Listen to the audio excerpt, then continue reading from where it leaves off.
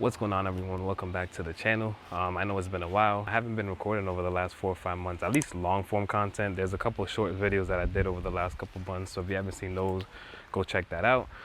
But today is all about the new Aquor outdoor faucet system. So the other day I went to go turn on my faucet just because I've been trying to grow some new grass, and then I realized I didn't have any water, so I've been running up and down the stairs just trying to water it. So I got sick and tired of that, so I ordered this system. I went this route over the conventional just because I love the way that it looks, and also once it's installed it's pretty much flush with the house. So I'm gonna go ahead and show you what my faucet looks like now, then I'll go ahead and show you how we install this, and then we'll do it before and after. So let's go. All right, this is what my outdoor faucet looks like now. As you can see, it's seen better days. Not only that, it's not even fully connected anymore. Like, this thing just fully comes apart. So this is the old 1/2-inch copper pipe that goes through. So what we're gonna do is we're gonna go inside and take this off. We'll connect the outdoor faucet and then we'll be good to go. This right here, I wanna see if I can find something to just cut this off and then maybe put like a plate over it just to make it look a lot cleaner. But for now, we're gonna go ahead and start with the water line and then go from there. All right, guys, so we're in the basement and I found out where the 1/2-inch line goes to the outside. Now, it isn't the prettiest sight. There's a ton of spider webs everywhere, but what we're gonna do is we're gonna shut the water line off. We're gonna cut the pipe and then we're gonna go ahead and connect the sharp bite connection. Now, if I had a Pro Press or soldering tools, I would have loved to use that, but my hardware store only had this sharp bite connection. And honestly, it's pretty cool because one side is the sharp bite max, which would be for the copper, and then the other side is a female threaded that would go to a male threaded PEX 8, which is what we're gonna use to run to the outside. So we're gonna go ahead and get started, and then we'll go to the outside to start drilling the hole for the new faucet. All right, so this is the 1/2-inch line that goes to the outside. We're gonna go ahead and cut it pretty much like right here where the old valve used to be. Now, I should have enough to go ahead and use the sharp bite connection, but I do have the depth tool to make sure that I have enough room. If not, we might have to cut into this 3/4-inch line and then, you know, put in a whole new connection here and go from there. Hopefully we don't have to do that, but we're gonna go ahead and start with cutting this piece off here and then go from there.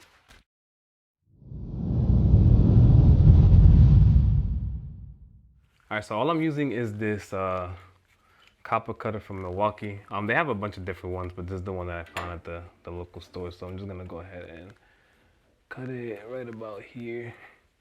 And then once you tighten it down, you just have to spin it. And then we're good to go. I do have a bucket for when the water starts to come out here. One eternity later.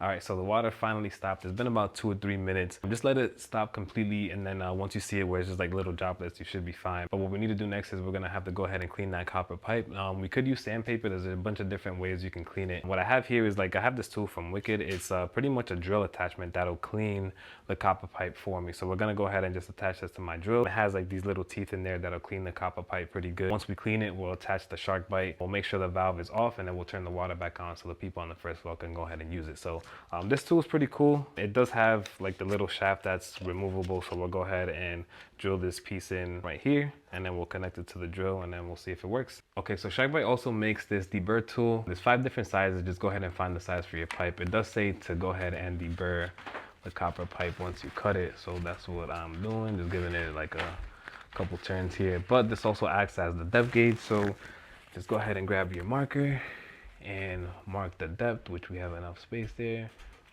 And that'll give you the depth of how far you have to put in the shark bite to make sure it gives you a good connection. So I marked the depth. Now we're gonna go ahead and use the tool to go ahead and clean the pipe, and we'll see if this works. All right, as you can see, that tool did its thing. It cleaned the pipe completely, super smooth. I still see my depth line, and there is no burrs, and it's still a complete circle. So all we have to do now is just make sure you grab your shark bite. Now, I'm gonna end up installing it on this side. That way it's just easier to turn off this way and turn on. This way it's gonna be a little harder because I have to point up. So I'm just gonna go ahead and point it this way, which actually I don't think I can do. So actually, yeah, I can put it this way right here. Yeah, so we'll go ahead and stick this in.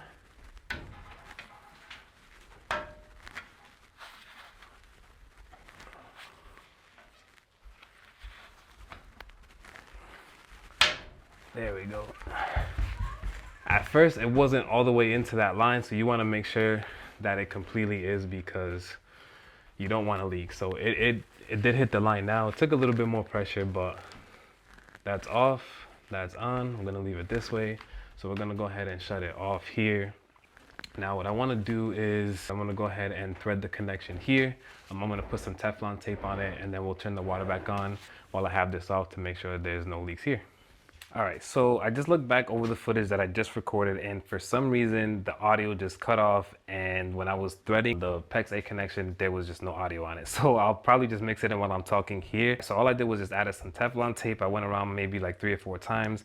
And then once I started threading it by hand, I just used the pliers and the channel locks to go ahead and just tighten it down and make sure that there were no leaks after I turned the water line on. So that part was pretty simple. So now all we're gonna do is we're gonna cut off this copper pipe here, and then we're gonna figure out how we're gonna drill to the outside, because I just remember that they insulated the whole house a couple days ago. So there's pretty much like airtight down here. It's gonna be a little bit difficult to maybe get the pipe out from the wall over there, but we'll figure it out.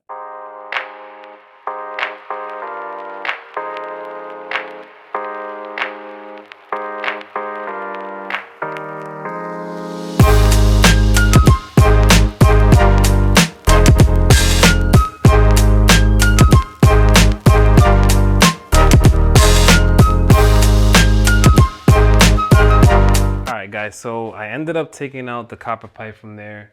That board that they put up there for my insulation is probably like 6 inches deep, maybe 4 or 5, I'm not sure, but it's pretty thick, and then there's foam around it as well. So we're gonna go to the outside and see if we can drill a bigger hole.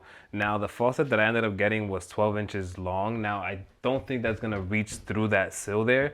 So what I'm probably gonna end up doing is just running the water line outside, connecting it, and then just pushing everything back in, which should be perfectly fine. So let's go outside, let's take a look at how everything's looking out there. We'll get that connection ready for the ProPEX, and then we'll test everything out. All right, so this is how the hole looks after I drilled it. It was already about 1 inch wide. This just made it a little bit bigger. I used just 1.5 inch spade bit to kind of get in there and make it a little wider. I did need an extension on there. I couldn't find one that had the 16-inch spade bit, so I just bought this little connection to make it a little bit longer. So now the faucet would fit right in here perfectly fine. Now the next thing that we need to do is we need to take this piece off, because this is for a threaded connection. I bought the piece that is for the PEX A connection, so we'll go ahead and start that. We'll run the water line through here, and then we'll get it connected and see how it fits. So I pretty much ran the water line from the inside. It's pretty much coming out through here. This is expansion PEX, but before we go ahead and do anything, we want to make sure we remove the connection that comes with your faucet. This is the threaded. Remember, we need the PEX A connection. So we'll take this off, and you don't need to put any plumber's tape on here. It does say that it does not need it, so make sure you don't do that. So we'll take that off.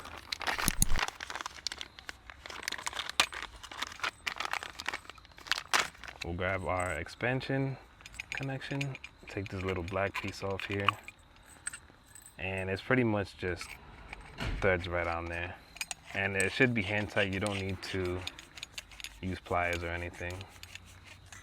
So that is hand tight there. So now what we're gonna do is we're gonna go ahead, and if you ever dealt with expansion PEX before, it comes with these little rings. They have stops on them already, so you just pretty much just put it on your pipe there, and then you grab your expansion tool.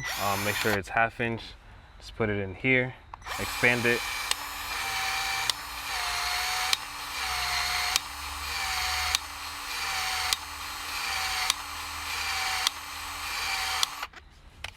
And then just make sure that goes in there.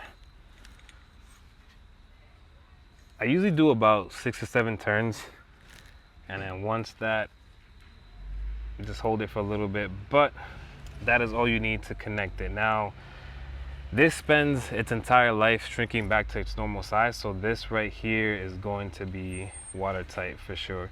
So that's all set. Now we're just gonna go ahead and pretty make sure this is lined up correctly. You want to go ahead and grab the cover. This does go right behind it, and this does act like a little ceiling back here, so that will get pushed in. This will sit like this. We're gonna go ahead and drill 3 holes right here, screw it on tight, and then we're gonna go downstairs and make the connection down there.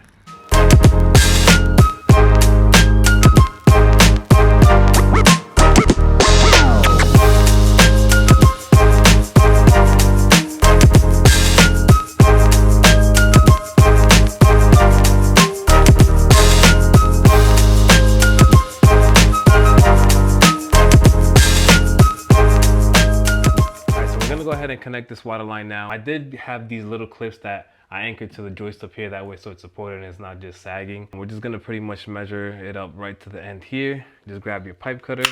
I know this one's a little bit big, but I don't have anything smaller. This is what I was using to cut the 2-inch PVC. But we're gonna go ahead and pretty much cut like right here.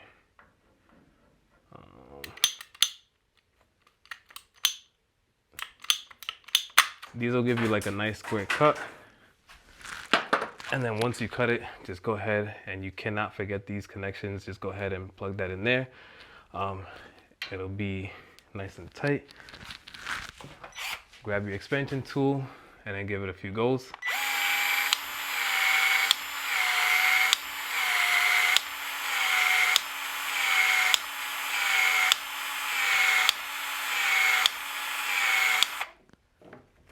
Put that in there. Hold it for a couple seconds. And then we have a watertight seal. So I'm gonna let that sit for about a minute. I'm gonna add this last anchor up there, and then we'll go turn on the water outside. All right guys, so we are back outside now. It is the next day. I wanted to turn it on last night, but around 6:30 it was already getting dark. So we're gonna do it today. The water's already on downstairs. The only other thing that you'll need that this tool comes with is this little piece right here. This acts as your tool to turn the water on. So this side right here, once we take this plastic off, turns the water on. This is where you connect your hose to. This also acts as the vacuum sealer. So once you turn the water off, it drains the water. So which is great, because if you live in colder climates like I do, it'll pretty much vacuum the water out, and you don't have to cover it over the winter. It winterizes it for you, so your pipes don't freeze. So here's the tool. We're gonna just take off the remaining plastic here. My son's actually holding the camera right now. He wanted to help. So this is the old plastic. Put that aside. Put the little tool in, and we should have water. Let me get out the way. And there we go. We have water. And then once you turn it off, it drains the water out. So that way, over the winter, it winterizes it. And then you just close this up, and you have something that's flush. Now this piece right here, I'm gonna end up, like I said, cutting this off and finding a plate to cover it to make it look nicer. But that's how you install the Aquor outdoor faucet.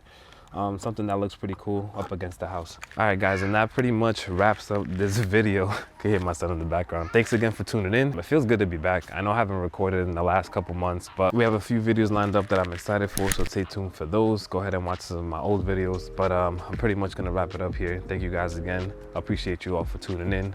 Please like, comment, subscribe, do all that YouTube stuff, and I'll catch you guys in the next one. Peace.